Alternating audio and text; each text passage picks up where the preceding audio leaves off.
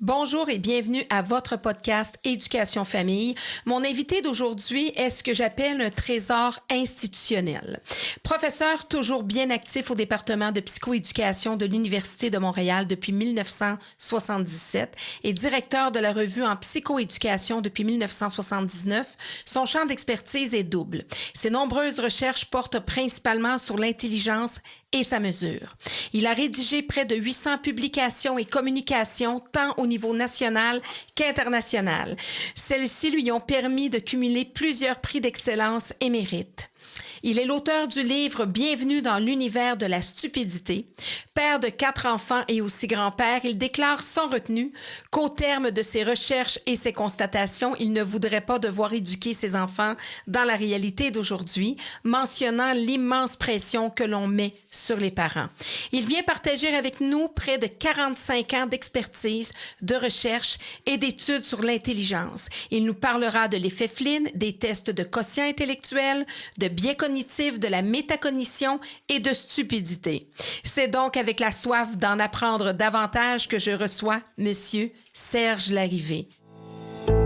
Afin de partager, discuter, apprendre, rencontrer, s'informer et comprendre ensemble sur tous les sujets concernant l'éducation et la famille, bienvenue ici à votre podcast Éducation Famille. Bonjour, Monsieur Larrivé. Bonjour, madame. Oui. D'abord, rectifions une chose. Vous avez dit 800. Non, c'est le... Là, vous avez additionné les publications avec les communications. Oui. Bien, il faut les distinguer parce que là, il y en a qui vont penser que j'ai 800 publications alors que j'en ai à peine 400. Mais non, j'ai bien dit. Il a rédigé près de 800 publications et communications. Oui, je sais, mais les gens... En fait, bref... Bon, c'est mon petit côté... Professeur d'université. Oui, c'est ça. Donc, j'aurais eu une mauvaise note. Si oui, tu aurais une très mauvaise note. J'ai déjà coulé mon examen avant même mon cours. Ça marche pas. Mais souvent, ça se passe des fois à l'université comme ça. Donc, on est vraiment dans la réalité. Écoutez, merci d'avoir accepté vraiment l'invitation, M. Larrivé. Ça m'a fait plaisir. Puis, quand je vous ai présenté là, comme étant un trésor institutionnel, ça m'aurait pas donné un peu de points, ça? Oui, un peu. Donc, à retenir, toujours flatter l'ego de nos professeurs à l'université. Ça peut nous accorder un petit peu plus de points si on fait quelques bévues. Mais moi, c'est vraiment comme ça. C'est vraiment... quand on a des gens comme vous qui sont à écouter, ça fait combien de temps là, que vous enseignez? En fait, j'ai tombé par hasard sur mon premier poste d'engagement à l'Université de Montréal. C'est en 1971 comme chargé d'enseignement. Donc, ça a fait 50 ans cette année. Et ce 50 ans-là est aussi le début de l'école de psychoéducation de l'Université de Montréal. Donc, quand on a fondé l'école, j'étais présent. 77, ça, c'est l'année où je suis revenu de mon doctorat. Et qui vous a permis d'être professeur, parce qu'il y a une différence entre chargé de cours et professeur à l'université. Oui, je me souviens d'ailleurs, quand je suis arrivé, j'ai déposé mon sac dans mon bureau en 77, puis je suis monté voir le doyen. Je me suis présenté, j'ai dit, qu'est-ce que je dois faire pour avoir ma permanence? Je l'écoute.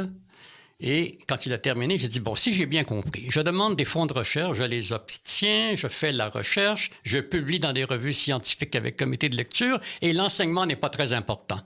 Il dit, oh non, l'enseignement est très important. Oh, j'ai dit, je suis désolé, j'avais mal compris. Je ne connais aucun prof qui aurait pu être mis dehors de l'université s'il publie, par exemple, dans des revues comme Science ou Nature. Ou tout ça. Donc, maintenant, je dois avouer que c'est un peu changé. On accorde beaucoup d'importance maintenant à l'enseignement. Voilà. Donc, il y a une évolution. Oui, et très, très positive. On est content de l'apprendre parce que ça faisait partie d'une de mes questions, justement. Laquelle? Bien, justement, s'il y avait eu l'évolution, vous avez vu en enseignant pendant 50 ans à l'université, vous en avez vu quand même des générations d'étudiants passés, de comment on a transmis les apprentissages, les connaissances, etc. Oui, là, je vous ai parlé de l'évolution de la direction. Oui, OK. Pour les étudiants, c'est autre chose. Oui. Ça a évolué. Bien, je veux dire, évolué.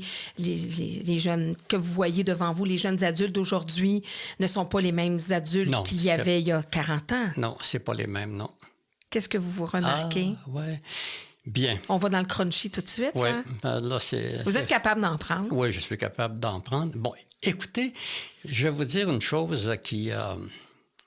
s'il y avait un gros plat de tomates, là, je pourrais les recevoir. Alors, ce qu'il y a de nouveau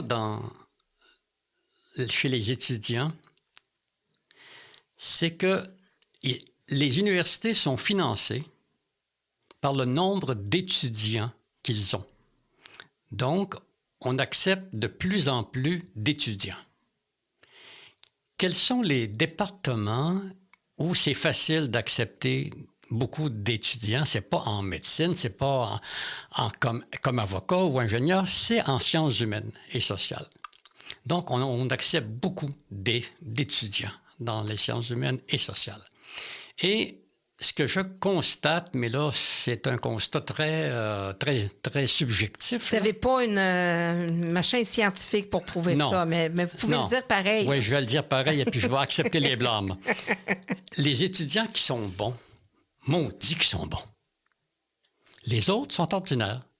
Et on accepte, à mon avis, mais là, je peux me tromper, puis j'espère que je me trompe, trop d'étudiants aux études supérieures. Encore une fois, pourquoi on en accepte beaucoup? Parce que c'est plus payant d'avoir des étudiants aux études supérieures qu'au baccalauréat. Donc, bon, ceci étant dit... Est-ce que ça vient diluer l'élite, justement, selon vous? Je ne le sais pas, mais bon. Mais c'est un peu dans ce sens-là. Oui, c'est un peu dans ce sens-là, oui. Ouais. On devrait peut-être accepter pas moins dans la... Oui.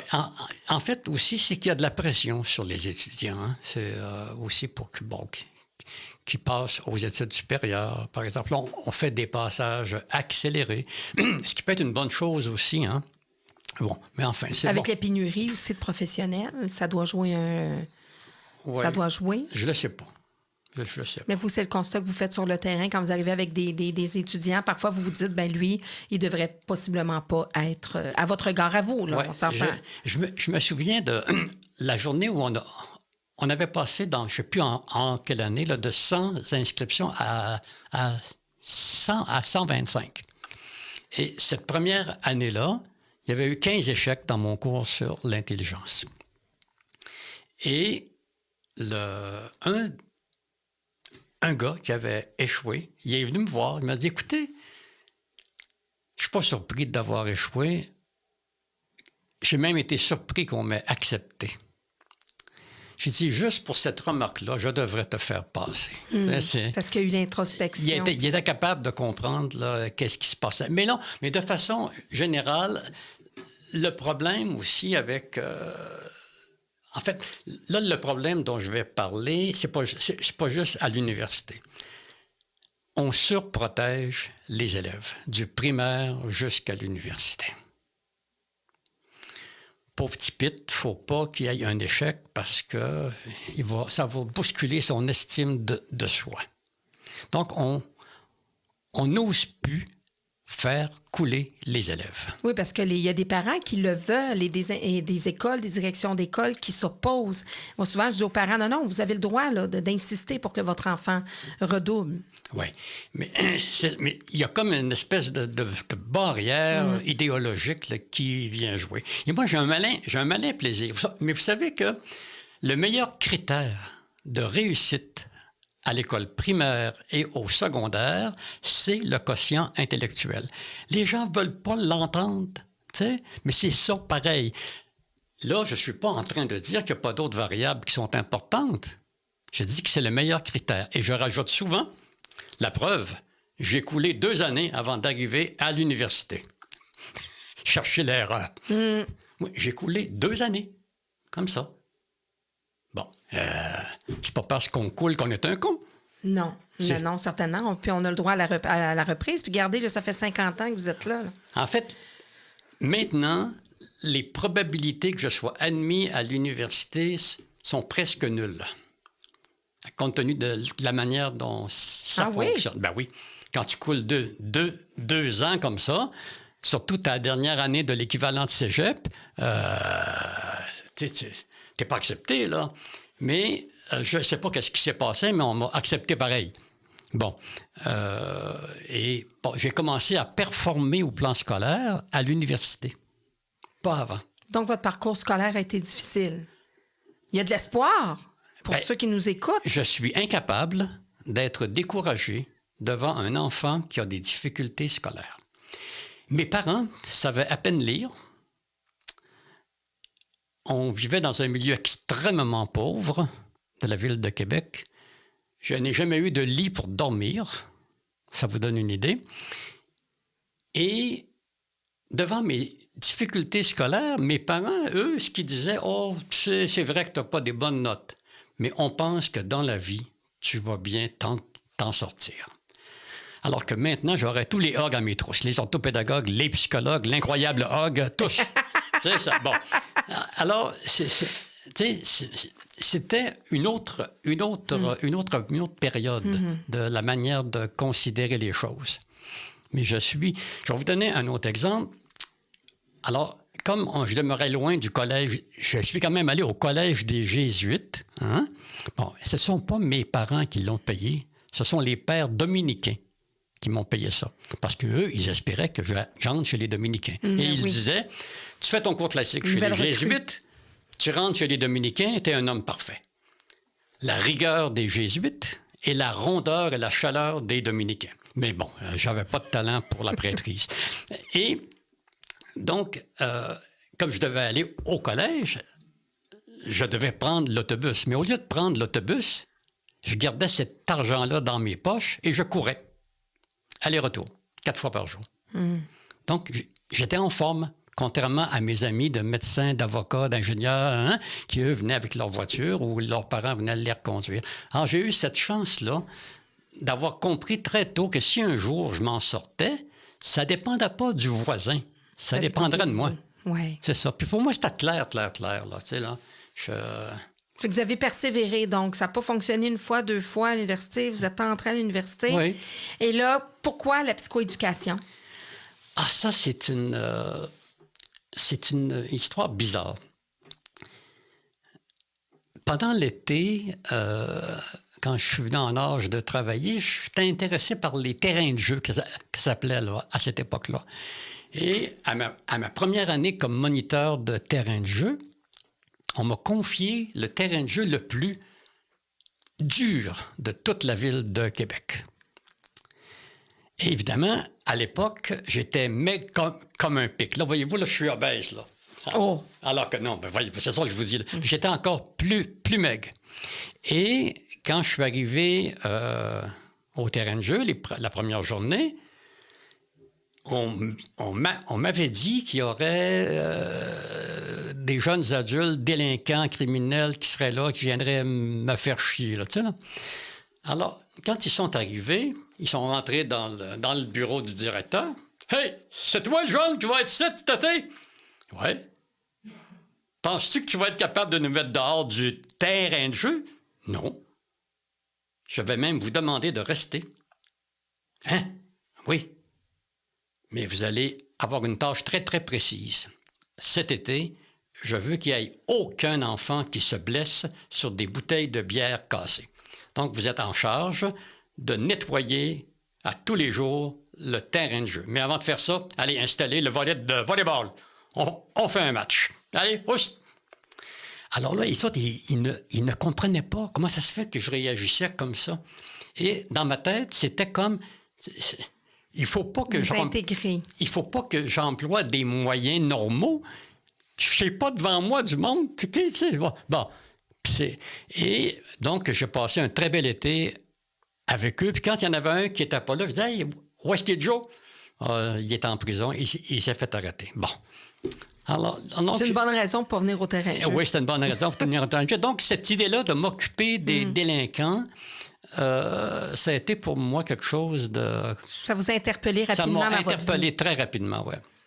Donc, la psychoéducation, là, vous enseignez, vous naturellement, dans cette discipline-là.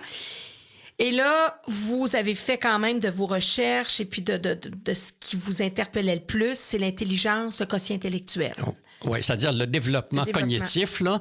En fait, j'ai commencé... En fait, mon premier cours, le premier cours de tout, le professeur dit il faudra un jour régler le problème des relations entre le développement affectif et cognitif. Je lève la main. J'ai dit cognitif, qu'est-ce que ça veut dire? C'est l'équivalent de intellectuel. Et c'est à partir de là que ça m'a comme intrigué. Alors, je suis allé faire mon doctorat à Genève. J'ai commencé à Genève, je l'ai fini à Lausanne, sur le développement cognitif. Et ma thèse portait sur le fonctionnement cognitif des adolescents, des délinquants. Ce qui est intéressant ici, c'est que donc, j'ai pris des délinquants suisses et les délinquants suisses sont polis.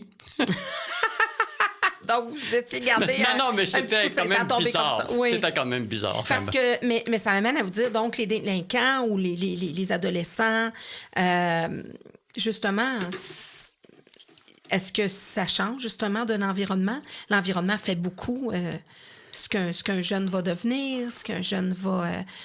Bon, là, pour respecter tous les auditeurs, là, je suis obligé de répondre oui. OK. Mais la vraie réponse, c'est pas celle-là. Mais moi, je veux une vraie réponse, là. On a un spécialiste avec nous. Bon. C'est une autre chose que les gens ne veulent pas entendre. L'intelligence est déterminée à la fois par la génétique et par l'environnement. Bon. Quand on mesure l'importance de la génétique, on a un concept qui s'appelle l'héritabilité.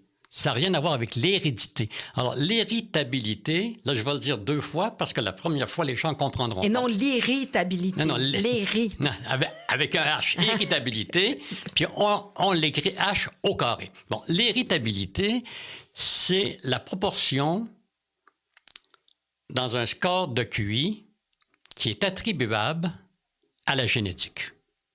Alors, l'environnementalité, ça serait, le contraire.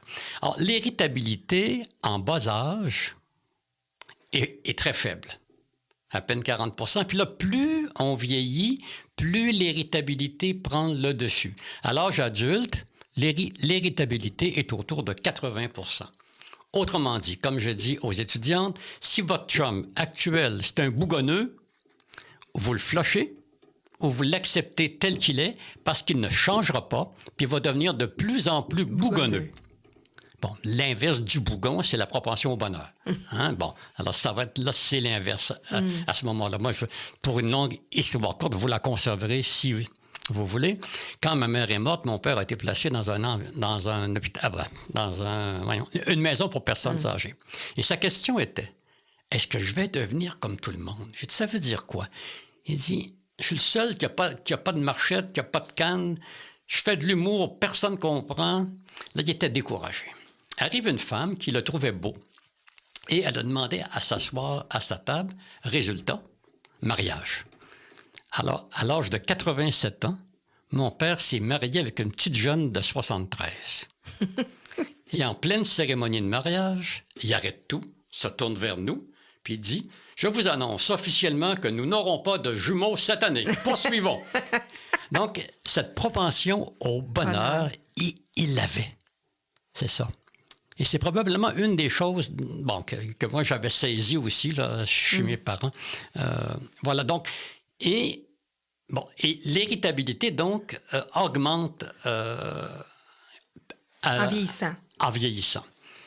L'autre élément qui vient jouer dans l'environnement, maintenant, c'est l'environnement partagé puis l'environnement non partagé. L'environnement partagé, c'est ce que je vis dans mon milieu familial avec mes frères et sœurs. C'est très important avant l'adolescence. Puis l'environnement, là, par cas, je pense que c'est 25 %, puis l'autre, bref, ça n'a pas d'importance. Là, avec l'environnement non partagé, ça, c'est l'environnement dans lequel je vis ou que j'ai des expériences que mes frères et sœurs n'ont pas. Alors, à partir de l'adolescence, l'environnement partagé a presque plus d'influence sur mes capacités cognitives, c'est l'environnement non partagé. OK. Donc, ça, c'est intéressant aussi. Oui, parce que c'est là qu'on peut voir justement un jeune changer, qu'on peut voir un jeune adulte dire, mais coudonc, il n'était pas comme ça. Mais donc, l'influence, quand on dit que l'influence chez nos enfants, vers ce qu'ils vont, vers ce qu'ils se dirigent ou ce qu'ils sont, ça a un gros... Ben oui, c'est vrai. Là. Je vais vous donner un exemple. Moi, je ne deviendrai jamais calme. Hein? Je suis un extraverti de la pire espèce. Donc, je n'ai pas à chercher à être introverti. Ben non, j'y arriverai pas. Parce que vous dénaturez. Oui. Je sais, je fais partie un peu je fais partie pas mal, pas un peu, aussi des extravertis. Mais donc, parce que des fois, on dit, mais c'est l'influence. Puis là, des fois, nos jeunes vont dire non, etc. Donc, ça, un jeune qui va justement évoluer avec les mauvaises fréquentations, ça peut changer du tout au tout. Oui, mais en même temps, voyez-vous l'image que j'ai là? Un enfant naît, un jour, on le met debout, puis on le suit. Un jour, l'enfant se retourne puis dit « Merci, ça va, je peux y aller tout seul. » Voilà. Et je suis un partisan qu'on fiche la paix aux enfants. Que voulez-vous dire par là? On veut trop les stimuler, on veut trop les... Oui, c'est-à-dire, le moins de règles possible dans la maison, le moins possible.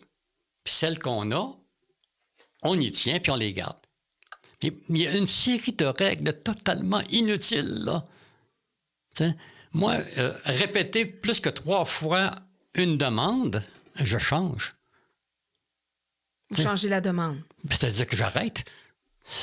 Je perds mon temps.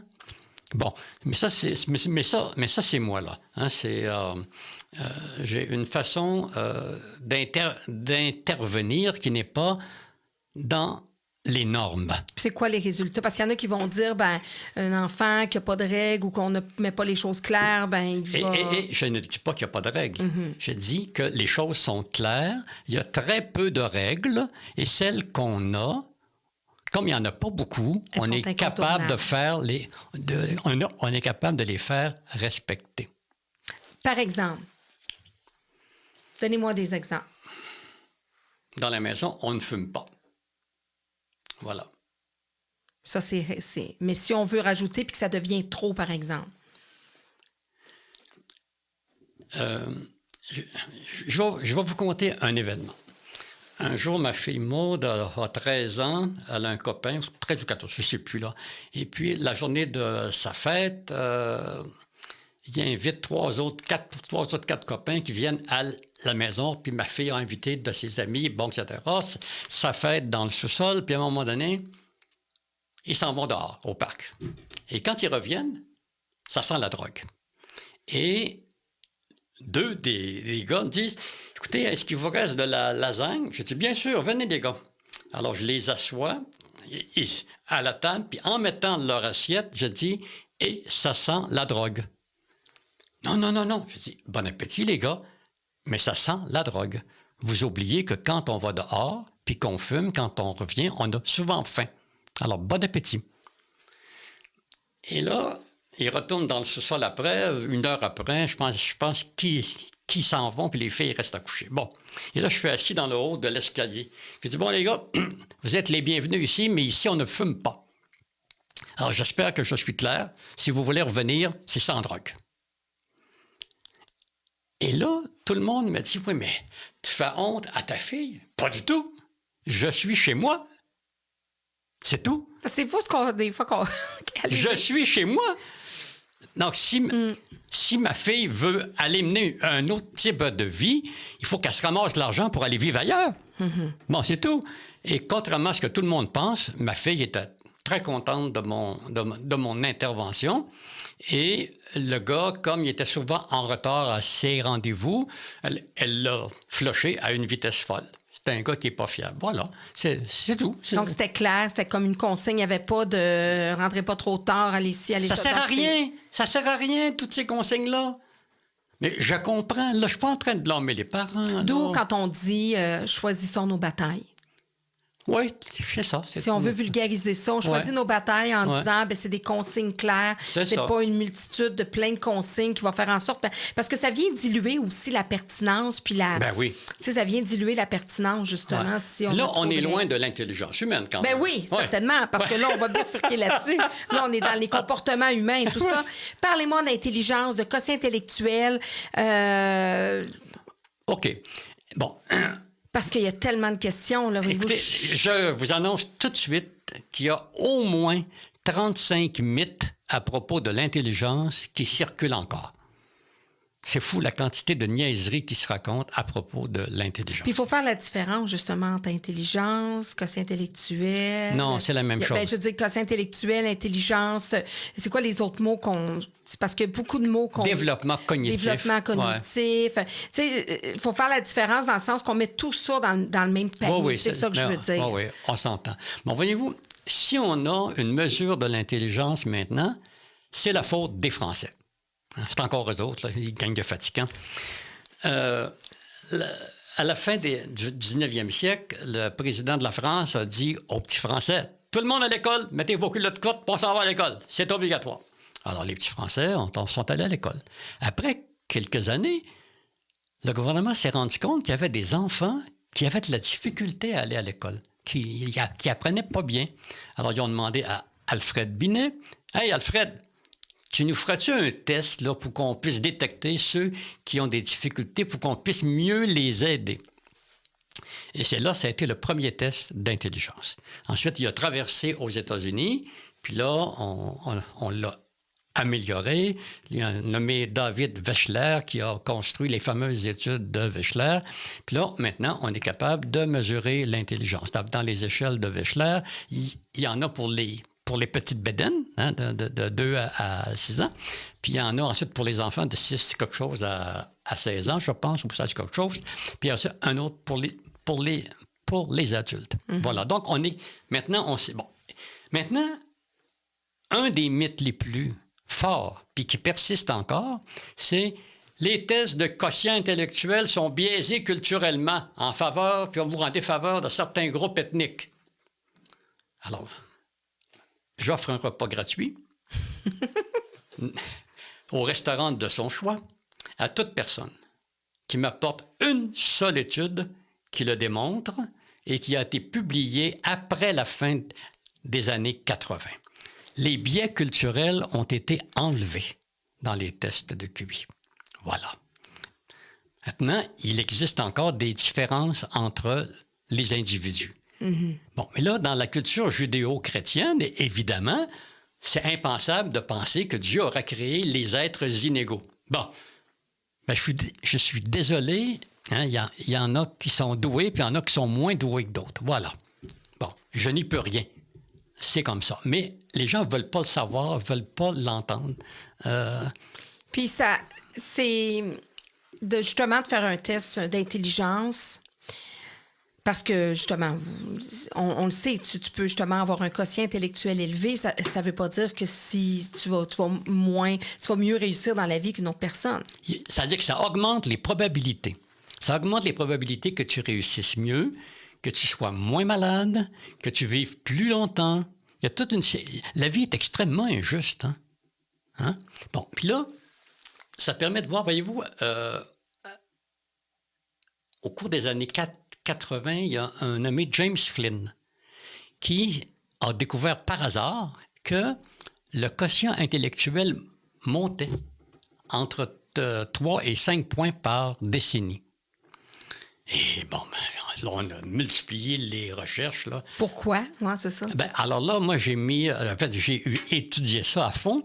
Puis là, on a regardé les principales variables. Puis il y en a 6, 7, mais parmi celles-là, une des premières, c'est la faute encore des Français, l'école obligatoire. Donc, plus tu étudies, plus tu deviens avec de bonnes capacités intellectuelles. En fait, c'est un cercle vicieux. D'ailleurs, tous les cercles sont vicieux. Il s'agit de les caresser un peu, puis ils le deviennent. Bon. Donc, alors, les enfants qui sont plus doués, habituellement aiment poursuivre des études. Puis en poursuivant des études, ils deviennent encore bons. Ça, c'est une chose. Donc, l'école... C'est le développement. Oui, l'école obligatoire a permis l'augmentation des scores de QI. Le deuxième élément, c'est la famille. Là, on a commencé à faire moins d'enfants, donc les parents pouvaient plus s'en occuper, et on a trouvé aussi qu'il y avait des façons d'éduquer les enfants qui aidaient mieux pour le développement. Bon. Troisième élément, il y a eu le passage des gens qui habitaient des campagnes à la ville. C'était vrai, ce que je vais dire historiquement, mais ce n'est plus vrai maintenant. Donc, qui quittait les campagnes? C'était les plus doués. Et quand ils arrivaient en ville, qu'est-ce qu'il y avait? Il y avait plus de défis, c'était plus complexe, c'est un environnement. Donc, c'est un environnement où il y a plus de problèmes à résoudre. Donc, l'intelligence, si on la définit un peu, on pourrait dire la capacité de résoudre des problèmes. Bon, et c'est dans ce sens-là que maintenant, c'est comme si on ne voulait plus laisser les enfants résoudre des problèmes. Moi, j'ai un souvenir magnifique de ma toute dernière. J'étais assis en train de lire, puis il y avait un gros coussin à terre, puis elle jouait devant le coussin, puis derrière, il y avait un jouet qu'elle voulait avoir. Puis là, elle forçait pour monter sur le coussin. Elle avait de la difficulté. Là, j'avais le choix entre me lever ou la laisser forcer. Dans ma tête, il faut la laisser forcer. Donc, elle est arrivée en haut du coussin, elle a roulé de l'autre côté, puis là, avec un sourire magnifique, montrer l'objet qu'elle voulait avoir. Accomplissement. Ben oui, c'est ça. Satisfaction d'accomplissement. Alors, si on surprotège trop, si on les laisse trop faire, si on les laisse trop couver, c'est pas une bonne idée. Je vous donne un autre exemple, OK? Un été, on s'en va à Ogunquit, Emma grimpe dans un arbre, tombe en bas de l'arbre, ça casse un bras. Ça va? Bon, le bras dans le plâtre pour le temps qu'on est là-bas. On revient, dans le temps, je demeurais à Laval, on revient à Laval et on enlève le plâtre, tout est correct. Puis là, à un moment donné, elle arrive, « Papa, j'aimerais ça grimper dans un arbre. » Évidemment, un parent normal lui aurait rappelé ça s'était déjà cassé un bras. Et moi, j'ai répondu, « Dans quel arbre? » Elle dit, « Viens, je vais te le montrer. » Alors, je suis allé avec elle. Faut pas qu'elle alimente la peur de dire pas parce que tu t'es cassé un bras. Alors là, quand je vois l'arbre, je dis, « Bravo, Emma, bravo. C'est un très bon arbre pour grimper. » Et là, elle ajoute, « J'aimerais que tu restes là au cas où je tombe. » Alors, elle-même était capable de se rappeler le réel. Mais sans se créer un blocage puis de dire, ben là, je grimperai plus jamais aux arbres à cause de ça. Bon.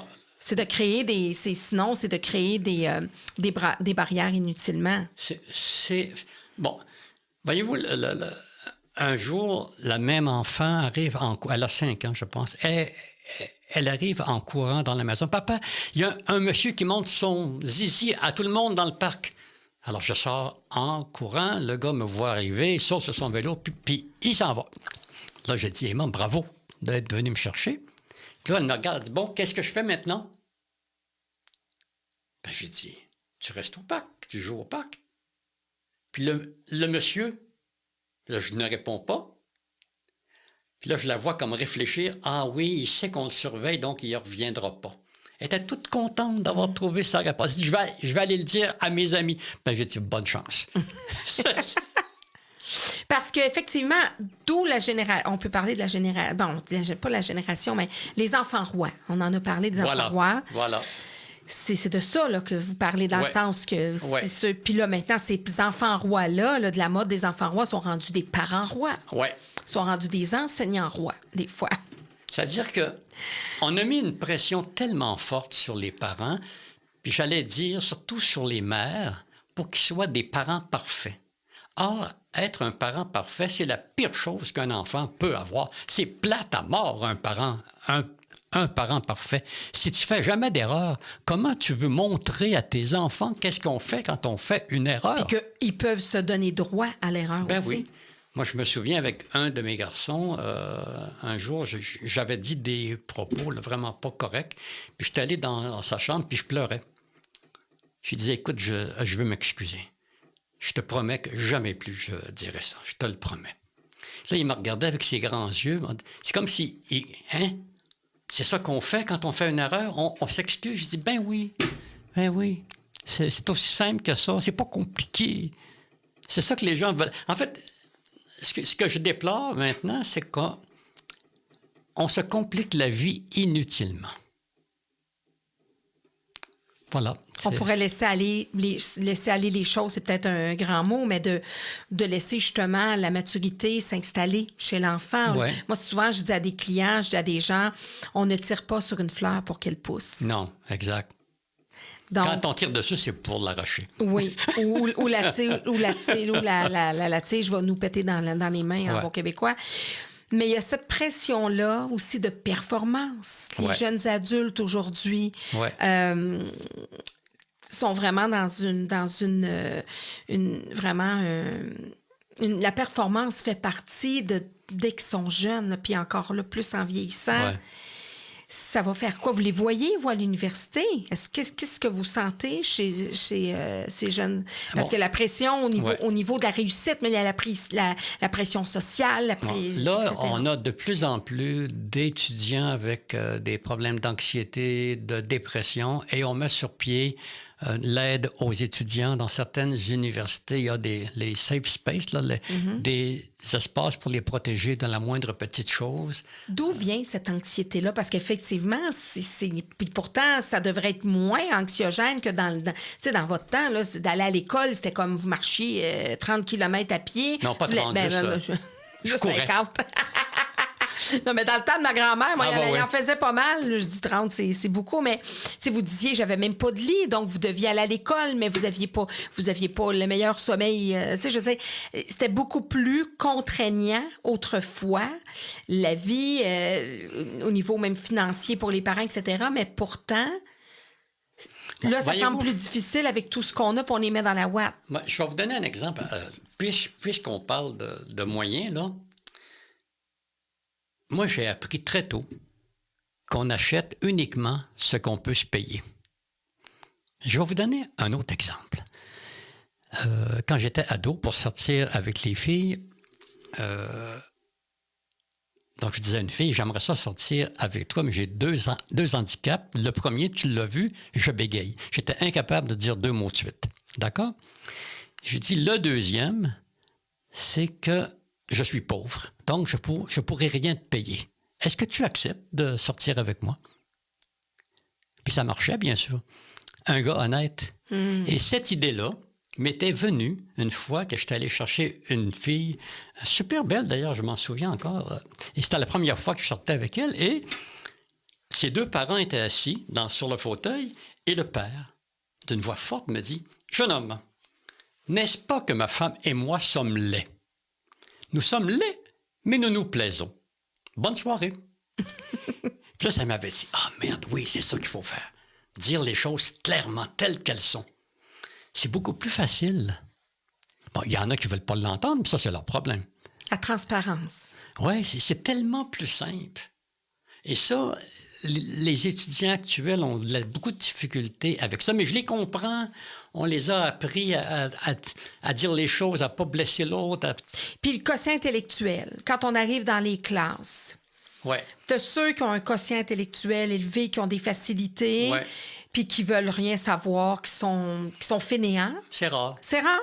Les gens qui ont de bonnes habiletés intellectuelles, habituellement, s'en servent. S'en servent. Oui, de façon générale.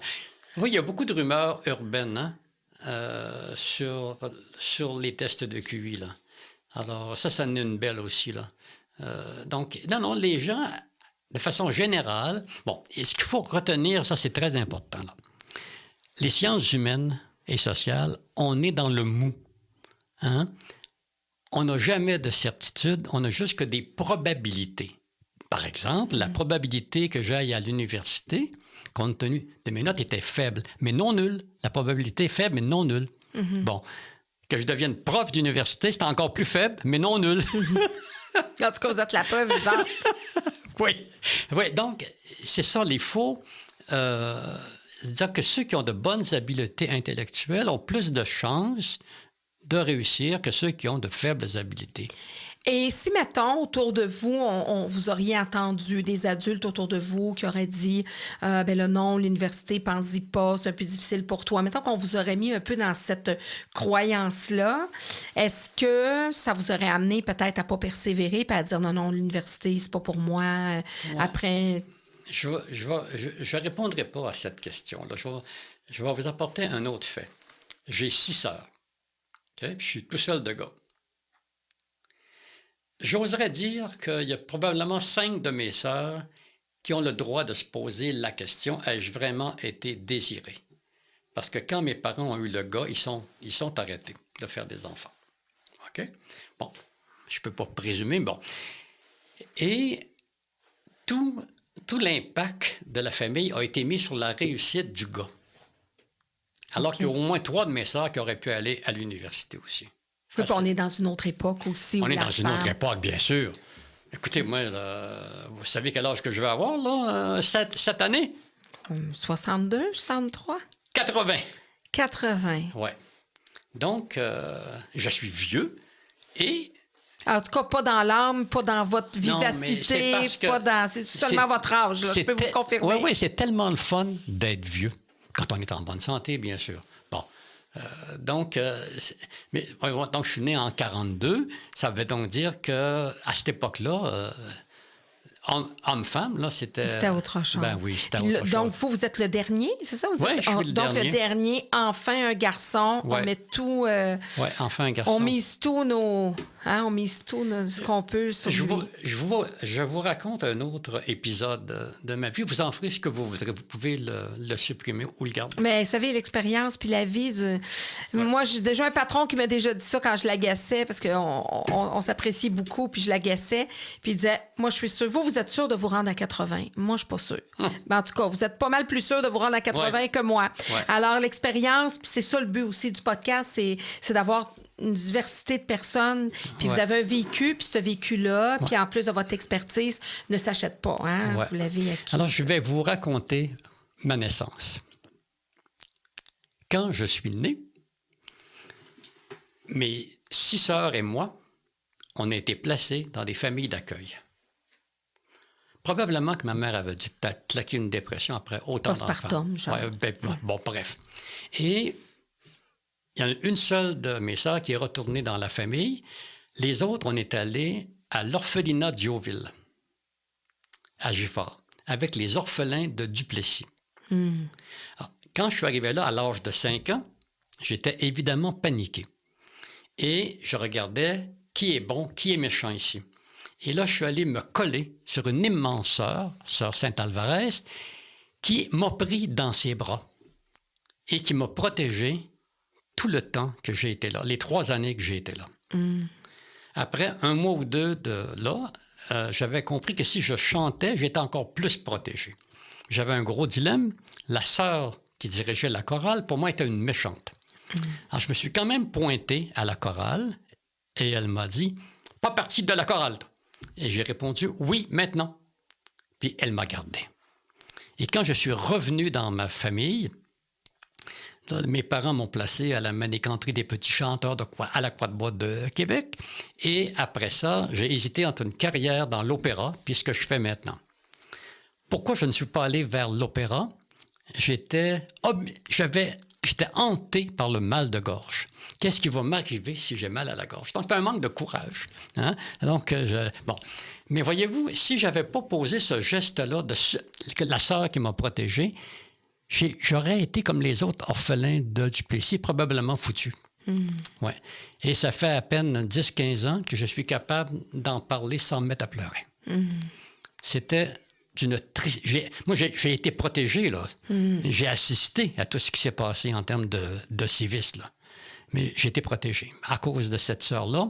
Vous avez eu l'instinct de survie déjà d'emblée, du haut de vos 5 ans. Je suis retourné la voir, jeune adulte, vers 20 ans. Je pense qu'elle était rendue vieille. On les oublie pas. Puis quand elle m'a vu, elle a fondu en larmes.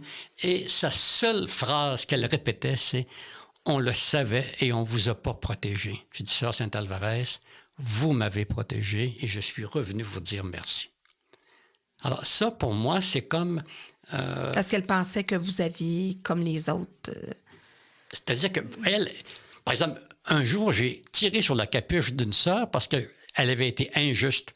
J'aurais dû être puni, mais elle m'a protégé, elle a empêché que je sois puni. Donc, voyez-vous, cette femme-là a joué un rôle fondamental qui m'a permis de passer à autre chose. Donc, l'environnement, les gens que nous croisons font souvent une différence. Oui, dans notre évolution. Mais il y a aussi, si je n'avais pas posé ce geste-là, d'aller me coller sur elle. Alors, voyez-vous, là, c'est comme une interaction. Puis on ne sait jamais qu'est-ce que ça donne, finalement. On ne le sait pas. Et on est très loin de l'intelligence. Oui, mais non, mais c'est pas grave, on y va. Puis... Alors, on va poursuivre dans un deuxième bloc avec mon invité, M. Serge Larrivé.